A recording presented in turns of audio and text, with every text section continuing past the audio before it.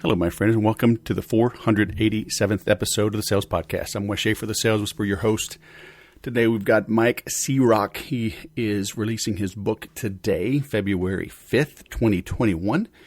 So we coordinated the interview and the publishing of this to support his launch.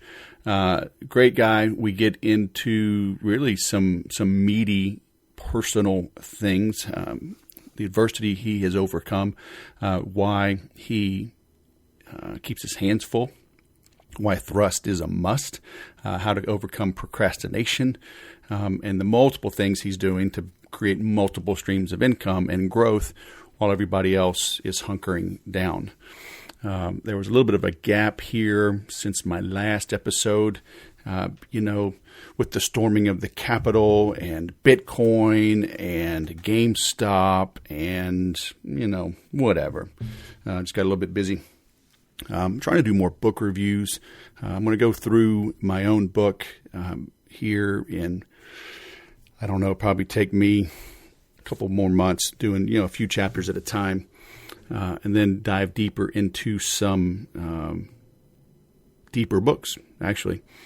And then I'm looking for different types of guests. I may even bring on a co-host. I don't know. I haven't reached out to anybody, but I've been thinking about it. Just ways to spice things up. This summer will be 8 years of doing this. And I love it. I've gotten access to great people, great insights. I learned something on every single one of them. I want to make sure you keep learning. It's helping you move the needle, as we are well into 2021, which basically told 2020, hold my beer. Folks may need some different tools, different approach. While I think the fundamentals never change, maybe sometimes we need a new spin on it to freshen up the old proven path. So that's just what I've been pondering. I'm doing this on February 2nd, this intro outro. And as soon as I upload this to my team, I'm heading to Phoenix. First time meeting with clients face-to-face, I think since the pandemic started. As crazy as that is. But the reality is I didn't meet face-to-face with a lot of clients. I've worked from home since the summer of 2000. I've worked from home for myself since late 2006, and over all those years, I've barely met my clients face to face. I was using the phone. I've used all types of online tools, from GoToMeeting and Skype and whatever. I'm using Zoom now, but use what's available, and so I didn't really suffer during this transition. We've homeschooled our kids for 13 years, and my oldest kids that are in college, right? So I've got two that are graduates. Matthew, he graduated during COVID, so it was a little bit of a shift, but he was in his last semester. My daughter was in her last semester of high school, but she had been homeschooled up until 9th grade. So that wasn't a big shift. She spent her first year now, San Diego State. She's been at home. My next daughter ended her freshman year at home, and she may drop out of high school and go back to us homeschooling her. And then the other two girls only know homeschooling. So it wasn't a big shift for us. And, so I empathize with those that have had these big shifts because it's been brutal. And I think, unfortunately, 2021 is going to be even rougher. They're still talking about lockdowns and whatnot. I believe the overreaction to COVID has been political, certainly been politicized since then. We all had it. I know so many people have had it, and I know it's real. I mean, my neighbor died April 2nd, the day before my 50th birthday. He was the first sheriff here to die. His whole family got it, very bad. So it's a real virus. But I think people, rather than admit that they were wrong in how they reacted to it, they just doubled down. And so the law of unintended consequences are going to start rearing its ugly head. here in 2021. You can't suppress paying mortgages. You can't suppress businesses, 25, 50, 75%, 100% for some stretches. As the government takes their boot off of our throats, we're going to realize that some cannot be revived. And as we deal with that ramification, as the government is forced to take the punch bowl away, in the form of trillions of free money, as the Federal Reserve realizes it's becoming more impotent in how it adjusts, monetary policy, I think we're going to have some tough times coming ahead. So, again, that's why I'm looking at how I do this podcast and what I can offer you to help you navigate these waters. So if you've got some ideas, if you have some guests you think would be great, I'm all ears. Shoot me an email, find me on social media, and I'm happy to take a look at that. If you need some one-on-one help, on my call here, I've got a new client, long-term client of software. We've helped him, but now I'm doing a 90-day private coaching with him, starting that off during my drive to Phoenix. But, some spots there for some private consulting. If you need group training and consulting with your team, like I'm doing in Phoenix for the next couple of days. And, I'm willing to travel. I'm not worried about the Rona. I've already had it. I do hate the policies and how they literally woke me up flying back from Tampa. Dude woke me up, telling me to put my mask up over my nose. But I digress. I will travel. I will come see you, help you and your team grow if that's what you need. And if we both agree, that's the best way to do it. So just go to thesaleswhisperer.com and hit me up on the contact us. All right. So now, without further ado, let's bring on Mike. Mike C-Roc, all the way from Maryland. Man, you are doing a few things. What are you made of? Founder? Is that right? Is that you? Yes, Wes, that's it, man. All right, man. What are you made of? C-Roc. Welcome to the Sales Podcast, man. How the heck are you? Doing great, man. I always start every interview with gratitude and just want to let you know I'm appreciative of the fact that you allow me to come on here and share. And it means a lot. I'm humbled to have the opportunity, man. Man, it's great to have you. You've got your own podcast. What are you made of? Yahoo Finance Top Business Leaders to Follow 2020. CEO of People Building. Good grief, man. Why don't you save some kittens from a tree or something and just round this thing out? I do that too. Except there's just not room on LinkedIn to put it, huh? Yeah, no, I send my kids up there to get them because I'm allergic to cats. I don't mess with the cats. But yeah, man, I got my hands full and I'm doing it on purpose because I'm just trying to see what I'm capable of, what I'm made of, so to speak. So most of us don't get pushed, huh? Kind of just being comfortable through life. Yeah, that's my kryptonite, man. I wake up, I want to be a hero to people, a superhero. But I really have this thing inside of me, which I think it comes from being around a lot of broken people growing up. And I want to help people see the greatness that they have inside of them and put them on track to get it. But I've gotten to some really dark spots in my life when I was comfortable and complacent. Yeah. And as soon as I start to feel that thing, man, that's a little bell rings and I'm off to the races. Right. So yeah, 100% agree, man. How do you juggle that though, between, not being so idle you can goof off, but then redlining it, right? And just driving it into the ground. My wife usually speaks up and sounds the alarm. I go hard and then she's like the, what is it called in a car? Governor? Not the governor, but the thing. It's like a thermostat thing. Is it a thermostat that kind of blows when it gets too hot? It's that. Oh, the tachometer. Something. Yeah, something blows, and then it's like, okay, take an audit here of what's going on, and just prioritize some things, take some things out, make sure that everything that you're doing is going towards the life of your dreams that you set out, your mission. And if it's not, then you got to remove it. Right. And that's what we do. I mean, I just go hard, dude, because I think that I don't want to take any chance of, if I don't go that extra step, that I miss something huge. Mm-hmm. And I'll tell you a quick story on that. Like I met a guy on Instagram. I message people like I did you. I have a way that I'll go about messaging people, lifting people up, encouraging people.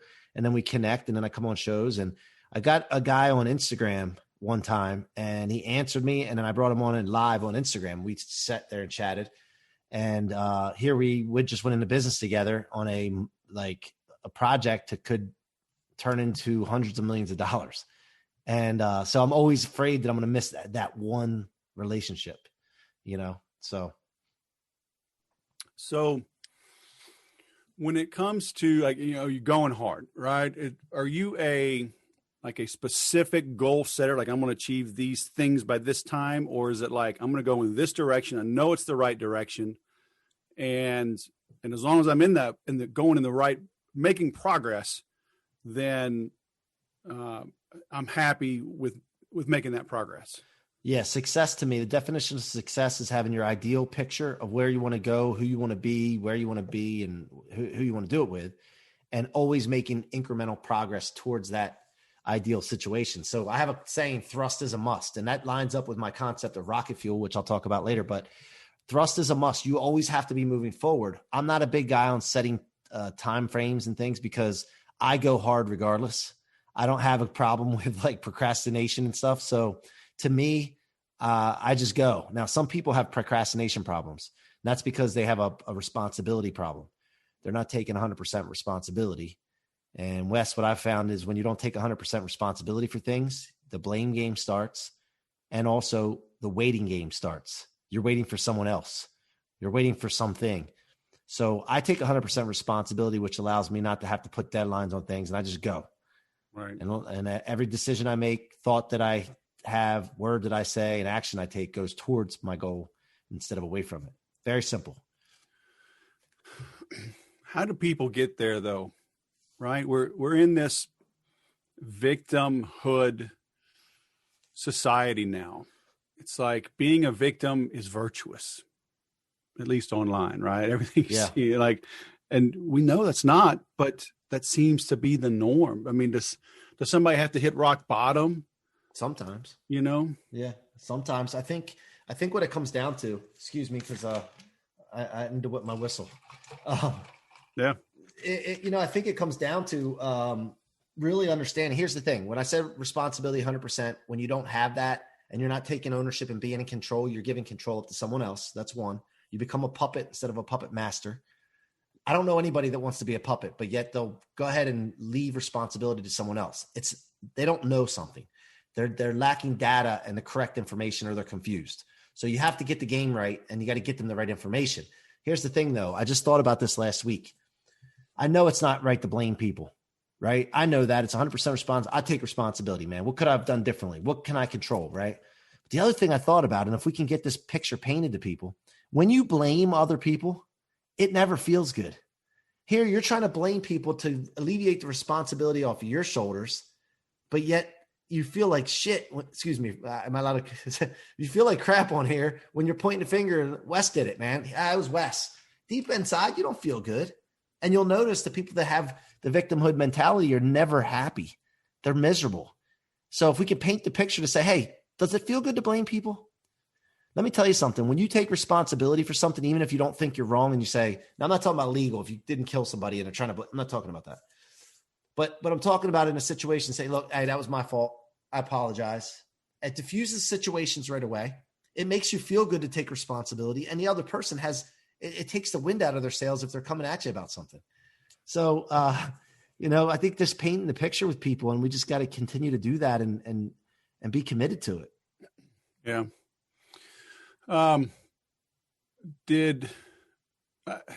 You talking about being in a dark spot, being around, I'm just going to assume like a tough situation. I don't know if you hit your own rock bottom or seeing others, but how did you either climb away from that or thrive within it and help bring those up? Because, dude, I've had, 470 something podcasts now, episodes, and I've spoken to a lot of people that hit that rock bottom.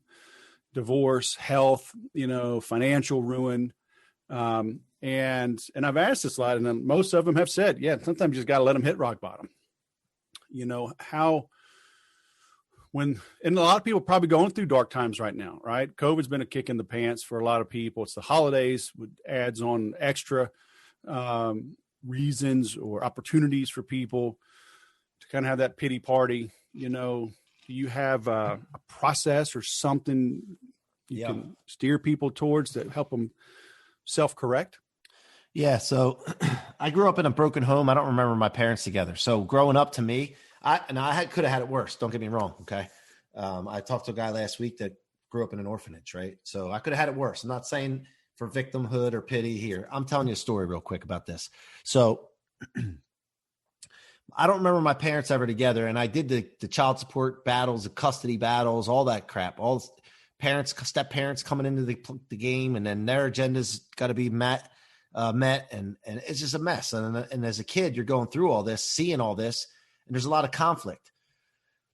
It came to a point one time where I was living with my dad for 3 years, and the conflict was going on so bad that it was taking it out on me a lot, psychologically and mentally. I was, traumatized as a kid.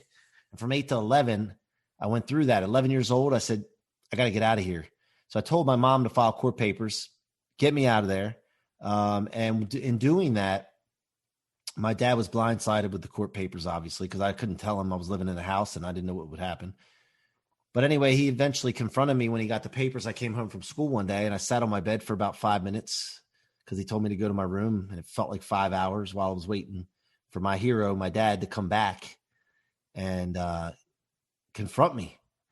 And my dad had these rough hands and big forearms. He had a masonry business, laying block and pouring concrete. I always looked up to him. He's my hero, man. And he always carried a wad of $100 bills in his pocket with a rubber band around it. He used to flash it around. And I looked up to him for that kind of stuff. So, but when he found out that I wanted to move with my mom, and I confirmed that, even though he told me that they don't have any money, they're poor, and you're going to go there and they're not going to have everything you have here. And he takes that wad of $100 bills out, peels one off, crumples it up, and throws it at me and said, "Here, you're going to need this when you're living on the streets with your mother one day." And so when that happened, I'm a stubborn guy. Okay. I'm a stubborn to a fault. I don't think being stubborn is a bad thing if you're stubborn on the right things. And I'm also always been told by my mom since a young age, before I even knew the word leader, that I was going to be a leader and influence people. So that was imprinted in my mind early on before I even knew what that meant. So what that happened when you do that for someone young or someone that doesn't know any different, or you start imprinting things in your head, all your actions and words start leading into that direction. So when my dad told me that and threw that $100 bill at me, first thing, stubbornness kicks in. You're not going to win. I'm not going to need that. You're not dictating my life. You're not determining my future. I got this. And that fire was lit. From there, I thought to myself, I'm in this ordinary situation. Every kid goes through this. There's got to be other kids that were given up on by their dad. I'm going to show them how to have a great life and accomplish great things despite coming from this. And that's what went through my head. And so I didn't know how I was going to do that except to be a role model. I just went hard at everything I did, hustled. If I had a job to do, I would do extra. And I just wanted to show people, because I always felt like my dad was watching to see if he was going to be right. And I wasn't going to let that happen. 30 years, I lived off that. Now, there's been other stories throughout my life where dark spots, I got into dark spots where it just wasn't, I got off my game, and I felt that. And then I get back on track and realize, man, I just wasted some time and I got to get back going again. Right. Mm-hmm. So I wrote a book called Rocket Fuel, and that book's coming out February 7th. It's on sale now. And the book is all about some of those stories and anecdotes that lead me to understand a concept that I've developed called Rocket Fuel. And basically it is to turn all setbacks and letdowns and difficulties, all that toxicity, negative people, into conversion of rocket fuel for your future. So if you can think about, if you want to accomplish something, Wes, in life, I know you said you're in the Air Force and you guys have a goal or target. The goal for that is to accomplishment, right? I'm going to hit that target. The things that stop you are not the wins and the successes and the encouragement and all that. It's all that other crap. And all that other crap comes into play. All that negative toxicity, rocket fuel, is no good until you use it. So I don't like to just eliminate obstacles. I like to convert them into fuel, because resiliency means getting back to that original shape before the setback. I'm not good with that. I want to blow through that. And so this concept I was living off this thing where I was turning these setbacks into rocket fuel. 3 years ago, I decided to bottle it and share it with people. And that's what I'm doing, man. And so, yeah, dark place, been there, understand that I don't ever want to feel that way again. I don't like the way that feels in my heart, my stomach, my mind. And I don't ever want anybody to feel like that. So it's all about getting out of that as fast as possible. All right. So as you were growing up, how did you arrive at this place, right? Business owner and whatnot. Were you just, job to job? Did you have mentors?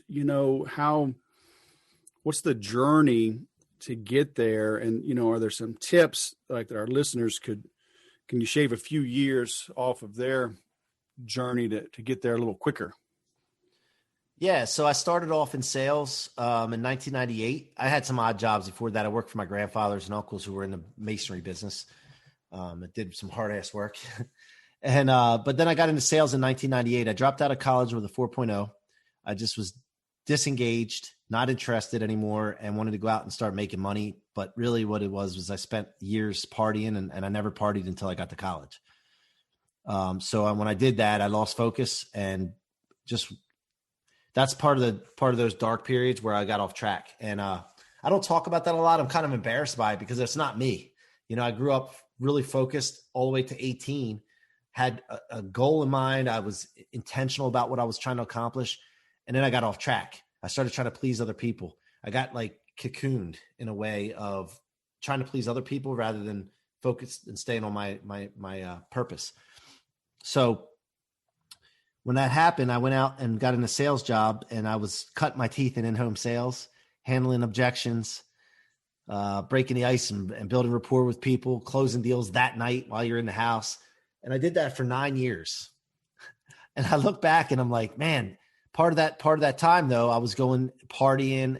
When I wasn't working, man, I was going out to bars and chasing women and doing stupid stuff, and, I was always feeling this anxiety and feeling inside of me, like I'm not built for this. This is not what like my purpose is, but I didn't understand that feeling. I was just dealing with this feeling. And now I look back on it, I realize I was not going after my potential. And I think that anybody knows when they're underachieving or not doing what they're supposed to, there's a feeling that comes inside of you that tries to speak to you and lets you know, you better get your butt in check, man. You're not on the right track.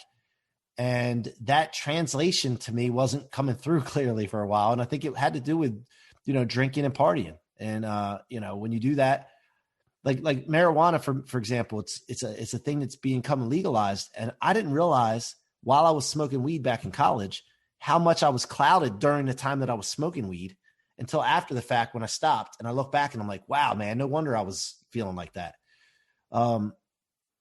So yeah, I mean, that was the thing. I got into sales, and then from there I went into real estate and got into mortgages.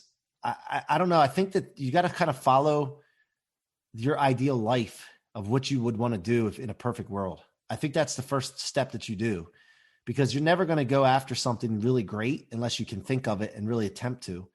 And so what I did was I wanted to be in sales. I wanted to build a team. I wanted to start building people and have an influence in people's lives. And that stemmed from that young age. And so I got into a business in the mortgage world where I could build a team and start developing the people and building them. And they could focus on the mortgages and I would build the people. And so I encourage people to do what you want to do. Like, you're going to have to do some stuff you don't want to do and you don't like. Don't get me wrong. You got to figure out how to make money.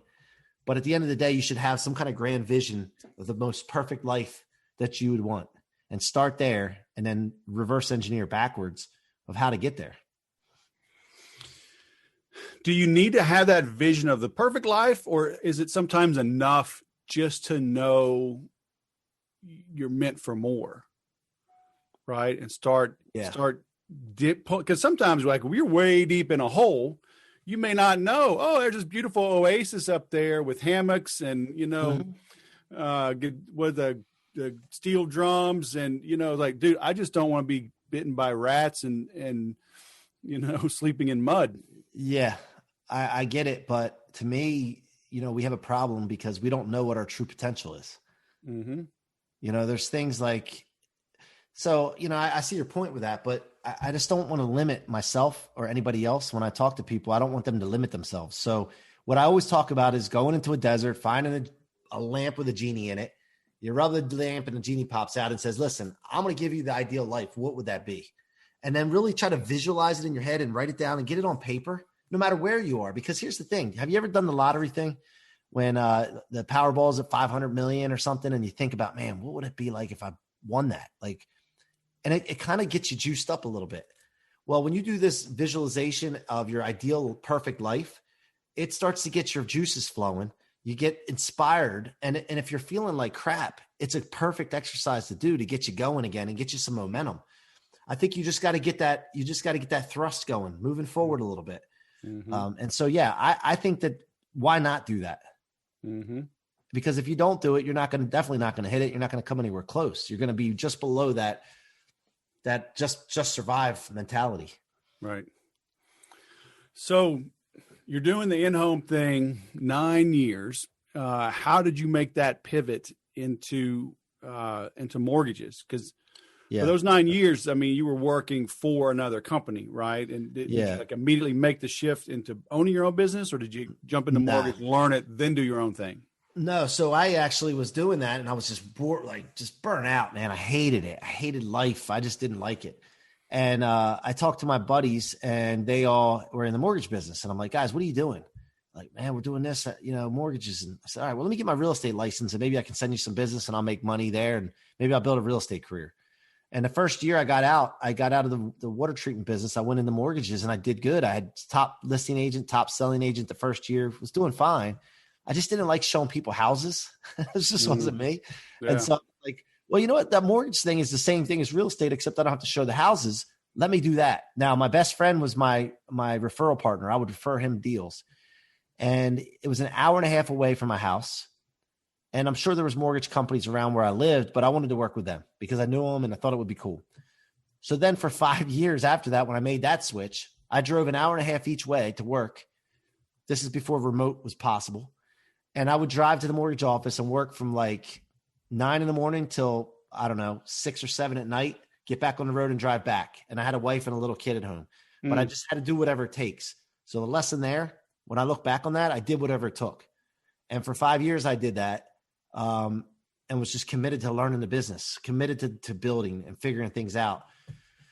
And so the transition, when I did it, I took a line of credit on my house for about 3 months worth of income just to get by. Mm-hmm. Basically burn the ship's mentality, brother. And I look back on it and think to myself, like, it makes me sick to my stomach to think about it.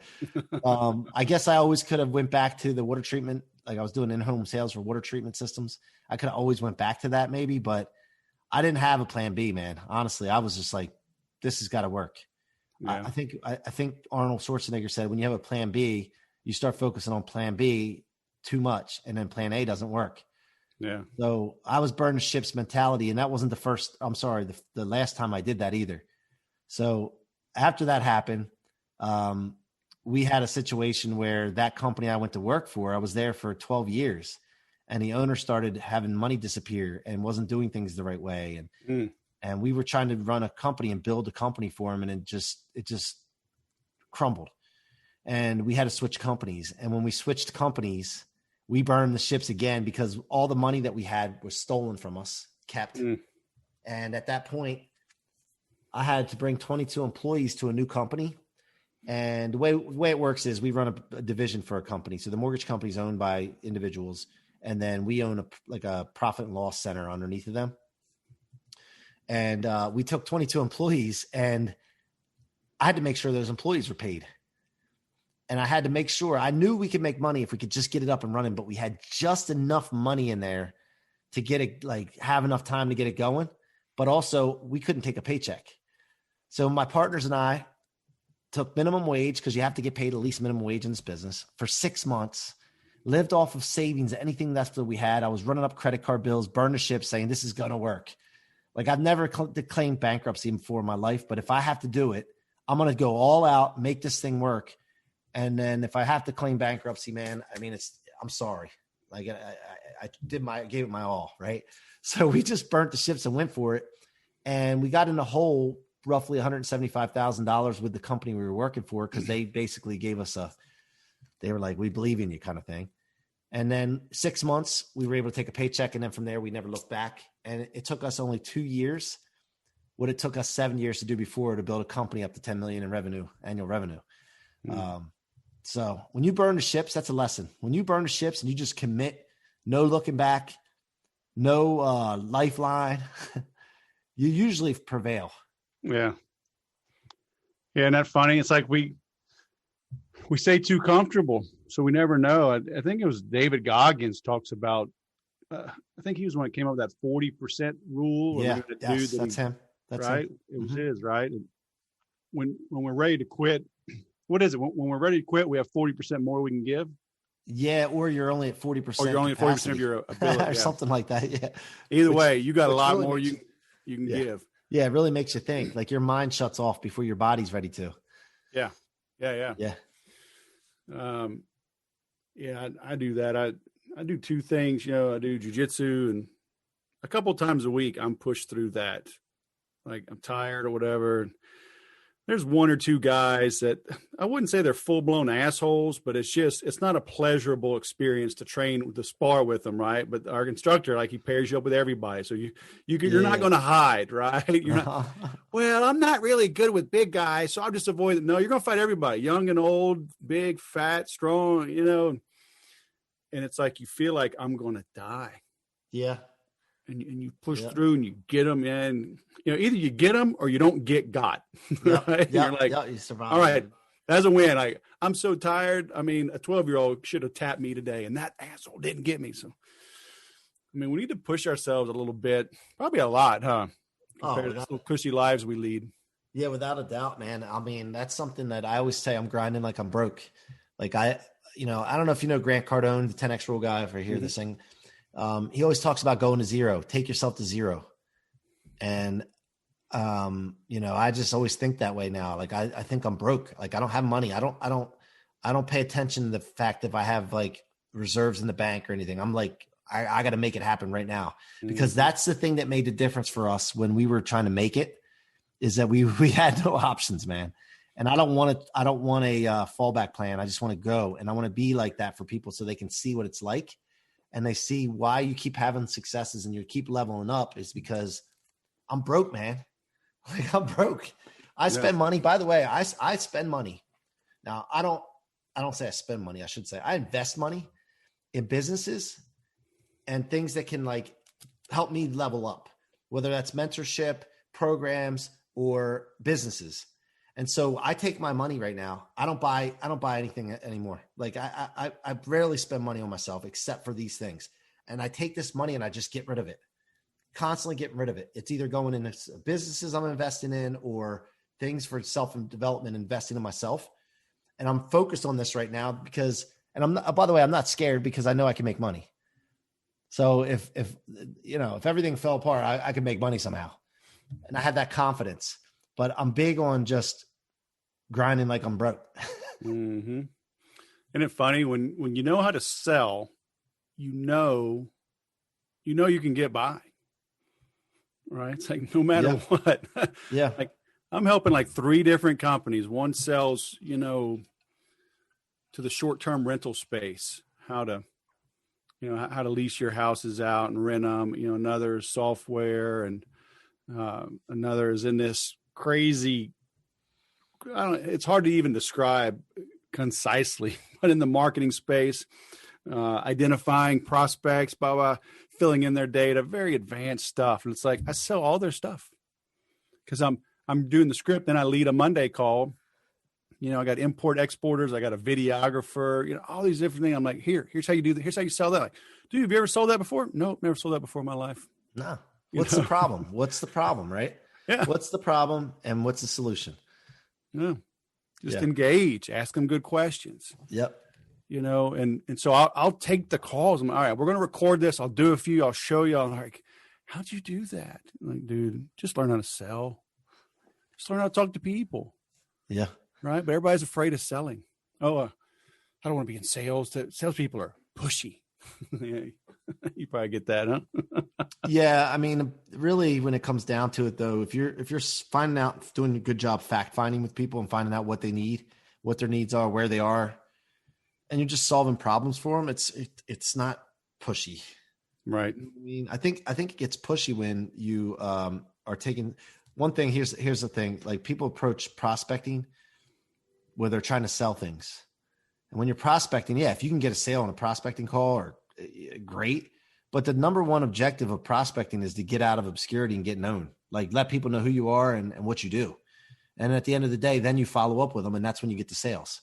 Mm-hmm. People try to sell in that first call when they're prospecting, and then they get pushy and they get aggressive with the people. And that's not the people aren't ready to buy right there. It's not like, that's not the arena for that. Yeah. And that's where it all comes down. And people just aren't trained for that. Right. So, like, in today's world, if you're making prospecting calls, would you be like inviting them maybe to a webinar you're doing, or to download something, or is it like maybe a set script, just probing for pain and then trying to set an appointment later for a full-on demo or appointment? Like, how would you approach it? Yeah, well, like, for what I do right now, I don't have the time to make the phone calls. Yeah. Because I'm so many other things. So obviously you see what I did on LinkedIn.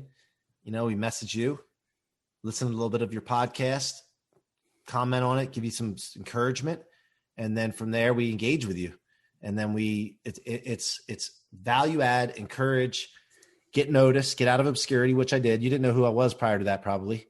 If you did, great. If not, that's on me. I got to get out of obscurity with you. So I did that. That was via direct message on LinkedIn. I do it on Instagram. I do it on Facebook, and I have a team that helps me. And we message people and get engaged with them. Once you're out of obscurity, then you find out what their needs are. Well, for you have a podcast. It's about sales. I'm an expert in that field, so I can add value to your audience. So I'm solving a problem, even though there's not money transfer in hands here. I forgot to tell you, I do have a fee for being on here, but there's no money transfer in here. But I'm solving a problem. You had a problem, not that you have a hard time finding guests, but I'm just saying you have some spot open. I go fill that void. That's all you got to think about. It's the same thing in sales. It's the same exact transaction that we have here is that somebody has a need. You go find that person that has the need. They find out about you, that you have the solution to their problem. And then you just insert solution. Mm-hmm. I mean, simplify it, yep. But yeah, prospecting calls in the mortgage business, we're calling real estate agents. We try to call, 50 a week agents and develop relationships with 50 agents or more. The good guys are calling 100, and just developing relationships and getting out of obscurity so that when they have that buyer come along, they're like, hey man, I'm going to call Mike because he's on top of his game. He's hungry. So how does that work in your world? Because that's a competitive world, especially right now, right? Rates are so low, housing's booming. My son's a brand new agent. He's struggling a little bit because he's kind of learning what you already learned, right? And they limit him to. My wife's an agent too, so yeah. Yeah, and they're making him just be a buyer's agent right now to begin with. Mm-hmm. And hell, in Southern California, they're getting 50 offers in 72 hours. No more open house because of COVID. So scheduled appearances, people are paying, 10% over appraisal, all cash, $10,000 earnest money, no clauses, nothing. Like, holy crap. So, and the mortgage guys, they're killing it, right? He knows a couple of them, like, holy crap, maybe I should be a mortgage guy. Yeah. But it's got to be so competitive, right? Everybody and their brother going to be calling every agent saying, hey, yeah, use us to close. Yeah. You'd be surprised because only the really good people are actually making the phone calls. And most of the the mortgage people right now are focusing a lot on refis. So they forget about the real estate agents, and those people, those loan officers that actually still call on the agents during this refi boom are the ones that are going to continue to have the business when the refis dry up, when the rates go up. But at the end of the day, for your son and for anybody in sales and business, the solution to any of those problems, one is don't think about competing. Like, you got to get competing out of your mind. Like, you got to dominate. Like, even if you're not the best, he's just starting, right? He needs to start thinking, I'm the best. I am the best. I intend to be the best. I am the best. I dominate this market. And then write that down and consistently think that. What happens from there, all your thoughts, words, and actions start leading in that direction. And so the other answer is to get a big pipeline. You need a big pipeline of people, prospects. not a pipeline of actual sales coming through or contracts. You got to think big on the top line and build your top of your funnel as big as possible. That's where the error comes in. When you don't have that, and it's like this, then everything becomes a problem. Oh, there's no inventory. There's no houses on the market. Everything's under appraising. So-and-so undercut me. All these other things happen when the pipeline, the funnel at the top is small. The answer is you got to figure out a way to be obsessed about growing that top of that funnel. And then from there, man, you're rolling, because nobody's going to focus on that part, by the way, except for the super successful. So if you can get that right in your head, the rest takes care of itself, and you can have all those problems. It's fine. You got numbers. No. Sales cures all ills. No, big prospecting pipeline cures it. Yeah. Because sales will come from that. Like my guys come to me and they'll bitch and complain about something. And man, that agent's pissed because the appraisal came in light. Well, it ain't on us, first of all. We didn't do the appraisal. But if they're pissed and they don't want to submit, you need more agents. You need to be calling more agents. Because if one gets pissed at you and you had 4, now you have 3. If you have 50 and one leaves, you have 49. What situation do you want to be in? Yep. Amen. So is it, if nobody else is making those calls, then it is easy to stand out. But I mean, if they're a decent agent, don't they have a decent relationship with 1 or 2 other good mortgage folks? Yeah, but they're always one deal or transaction away from being pissed at that loan officer. And so it's a timing thing. Now, this sounds wrong, because this is not, I don't ever encourage this, but if you think about, a timing thing, when you go in like, let's say a husband's not treating his wife right or giving her attention, and then there's always some creep on the sides trying to creep in. Now, again, I'm not trying to label loan officers as creeps and doing this, but the point I'm trying to make is that as soon as they're not being paid attention enough by that loan officer, it's a timing thing, or a deal goes bad. It's a timing thing. And if you're routinely, consistently calling on them, just staying in check with them, not bugging them, just, hey, how you doing? Is there anything I can help you with? Be getting creative with your follow-up. There's all kinds of ways to be creative with follow-up. And if you do that, it's the timing thing, and you get the right time, and then you perform, you're good to go. But again, you don't worry about one agent. You don't worry about one prospect. Try to get 1 million. Yep. And that solves the problem. Most people don't do that. Yep. Amen. You got to be willing to do what others aren't willing to do. Yeah. And very few are. And I've told him, and that's the thing. We can't want something for someone more than they want it. Right. And sometimes they just got to skin their own knees, because he's a good kid, just graduated college, no debt, lived at home, made the commute. It's all good. Right. But working in my business, I said, look, dude, you can get certified on HubSpot, so I can pay you $50 an hour. I can pay you $100 an hour, if you're really good. And I'm like, you got time, in the summer, right? I'm like, so if you spend 3 months over the summer, you'll be really good at this. Not $100 an hour good, but you'll be good. And I can pay you, blah, blah, blah. And I said, and he would work a little bit, then he'd leave, and go goof off with his friends. I said, look, dude, you got to sit at that computer till your eyes bleed. Then you go rinse your eyes out and go work for 4 hours more. And you do that for a month. Then you might start to crack the code, but you can't want it for them. Yeah. Right. I just made it available. And all right, but now, things are starting to come around. Now he realizes dad might have a little nugget here or there to help him with. So we'll see. It's difficult to get your boys to listen to you. I have a son that's 14, and same thing. I'm always fighting on trying to figure out the best way to get him to go after something, to respond. It's not easy, but the thing is that they're going to either learn from us fathers, or they're going to learn from the world. Or both. No, but or both. But the fact of the matter is that you're not going to learn this lesson from me. You're going to learn from the world. And I tell you, I'm a lot easier, even though I'm tough on you. I'm a lot easier than the world. Yeah, pick your teacher. Pick your teacher, brother. Well, we don't know. We don't know when we're young, but he's still young. He's learning, though. It's all good. Yeah. But because it reminds me, because you were talking about, when we open, like, you want it to help people, you want to be a superhero to people, you said, but can that get you into trouble sometimes? Just because sometimes people don't see, Jesus said, all right, no man's a prophet in his hometown.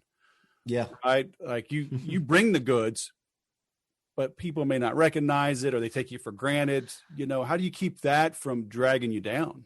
I don't, because I convert it into fuel. So like if I'm in this hometown here, I've had people laugh at me that make comments. I'm all over the social media. Like I'm omnipresent. Like I really listen to what my mentors told me, like follow the blueprint, get everywhere. So then once somebody sees me, they see me everywhere. And I did that on purpose. Now I'll go to the gym. I'll go to the golf course. These guys make jokes and comments. And I'm just like, keep talking, man. Cause that just fuels me. Like the more they say stuff, the more I convert.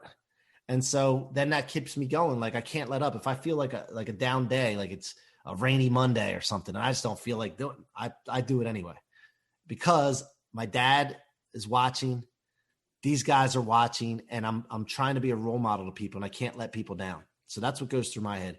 And so, yeah, in my own town here, it is kind of tough sometimes, but I just like, you got to convert it. You got to use it as fuel. Yeah. Amen. And so your book is coming out January next month? No, it's on pre-sale right now at MikeCroc.com/book. That's Okay. C-Roc with no K, MikeCroc.com/book. And that's available. It's coming out February 7th, though. It'll be ready to go. And Grant Cardone wrote the foreword for the book. And it's pretty awesome. When I read it the first time, I got chills. All right. I will link to that, MikeCroc.com/book. All right. That comes up. Got the video there. Got the glasses, man. You're looking all cool. Yeah, we haven't made an announcement about the forward yet publicly, but I'll just do it on these podcasts because they'll be coming out later, a little bit later. We're going to make this will come out in a couple of weeks.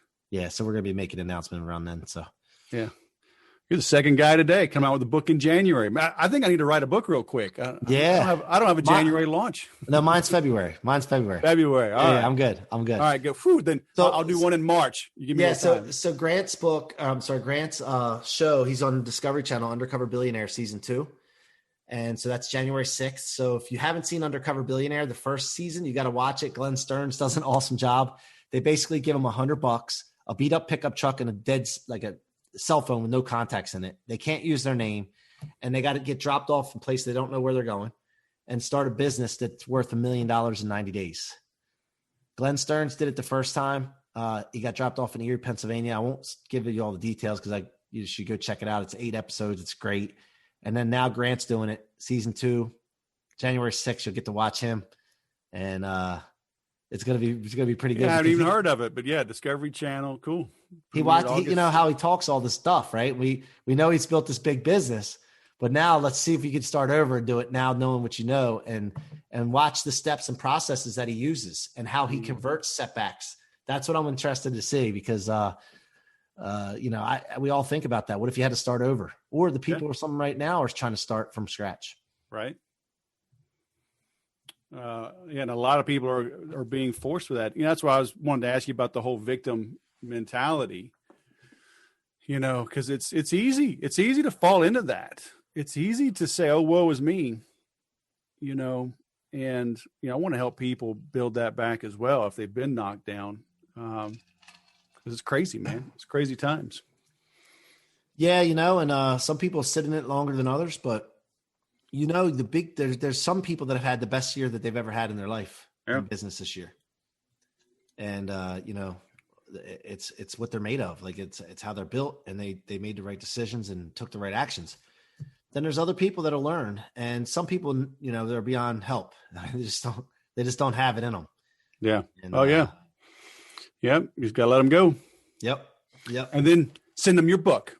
All right, man. Read Rocket Fuel. Read it. All right. I'm linking to it. Mike C-Roc with no K. MikeCroc.com/book. All right, man. All the way from Maryland. Stay warm, my brother. Thanks for coming on the show. Thanks, Wes. Appreciate you, man. Appreciate you having me. Great. Have a great day. You too, bud. Blaming and waiting comes from not taking responsibility, and that leads to procrastination. Become a puppet master, not a puppet. It never feels good to blame people. The victims are never happy. You see that everywhere on the news, coming from Congress, people pulling our strings. It's crap. You hear it in business as well. You know those people that you work with. Do not be those people. Okay?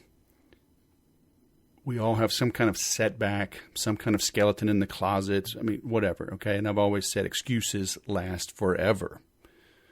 Success takes daily effort. So dig in. Get that rocket fuel going. All right? Figure out what needs to be done and just go do it. Nobody wants to hear you complain. All right? Your competitors are happy to hear you complain. Those that support you, I mean, they'll maybe be nice and let you whine for a bit, but, get it off your chest, but nobody wants to hear it. Okay? So just buckle down and get it done. Sometimes you do need help. Oftentimes the help you need is from a neutral third party. It's why surgeons don't operate on family members. They can't be neutral. So find someone. Maybe it's me. Maybe it's the private coaching. Maybe it's the on-demand Make Every Sale course. Maybe it's the weekly implementors. But whatever. Find the help that you need. Find the program and get after it. Okay? Invest in yourself. I am doing that. As I make money, I'm literally hiring, joining one program, may join a different mastermind, and brought on an assistant, gave her more hours, and I'm hiring a contractor to help me with my own launches. So, I tell you this, not in a selfish way. I eat my own dog food. When I tell you invest in yourself, it's because I'm doing it. Okay, so find the help that you need. Invest in yourself. But remember, you can overdo it. There's a lot of professional students out there. Buying a course doesn't help if you don't go through it. Buying coaching doesn't help if you delay the calls, if you make excuses for why the advice. And I've had people, just fight me on the calls. I'm just like, okay, hey, it's your time. See you next week. And I bet nothing will change. And it wouldn't. And there's no refunds, okay, on that. You hire me to give you advice. It's up to you to not follow it. But no sympathy for me if you don't. Okay? So if you want some tough love, want somebody who's been there, done that, hit me up. Okay? Go to thesaleswhisperer.com, go to the Contact Us. We'll set a time to talk. Hope you appreciate it. This interview. Go get Mike's book. Get my book, 79stories.info. It's called The Sales Whisperer Way. If you order from there, you'll get an autographed copy. All right? And it don't cost too much. The info is priceless. You can apply it and grow your sales. I guarantee. Thanks for listening. I'll go sell something.